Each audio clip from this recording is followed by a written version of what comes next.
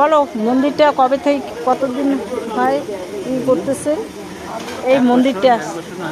1 বছর হয়ে গেল। 1 বছর? প্রথম থেকে তোমার কি এরকম একটা আশা আকাঙ্ক্ষা ছিল? তাই? খুব ভালো। যাই হোক, তবে কবে তুমি উদ্বোধন করলা? জন্মাষ্টমীতে। আজকে কি হবে? কি হচ্ছে? ভোগরাগ হচ্ছে। তো সবাইকে তো নিমন্ত্রণ করছে, সবাই আসছে। আর কমিটির সবাই, পাড়ায় সবাই আসছে। আর শান্তভাবে হয়ে গেল, তাই না? খুব ভালো।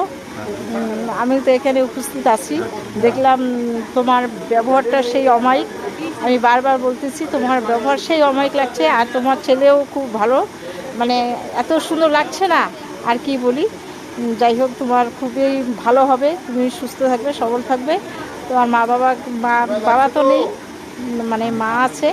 যাই হোক, তোমার মা কত সুন্দর, মানে মানে ভগবানের ভক্ত বলা চলে, একদম পরিষ্কার, আগের থেকেই দেখে আসি। যাই হোক, খুব সুন্দর। তোমার মনটা এত হাসি, অতটা হাসি নাই কেন?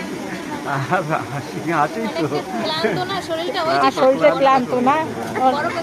এই যে এই যে এই যে মানে অ্যাসিস্ট্যান্ট ম্যানেজারের বড় বৌদি, সে মায়ের তুল্য সুন্দর একটা, মানে যে নোংরা ফেলাবে তার জন্য একটা, মানে আবর্জনা ফেলাবে, তো তার জন্য একটা বালতি নিয়ে যাচ্ছে।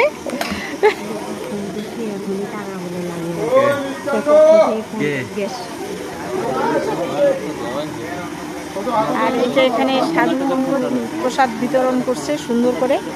এই যে সব কৃষ্ণ মানে গোবিন্দ ভক্তরা সবাই বসে পড়েছে সুন্দর করে। যাই হোক, আমার ভিডিওটা দেখতে মিস করবে না। আর যারা নতুন আমার চ্যানেলে, তারা অবশ্যই একটা সাবস্ক্রাইব করলে সমস্ত কিছু আমার ভিডিও তোমরা দেখতে পারবে।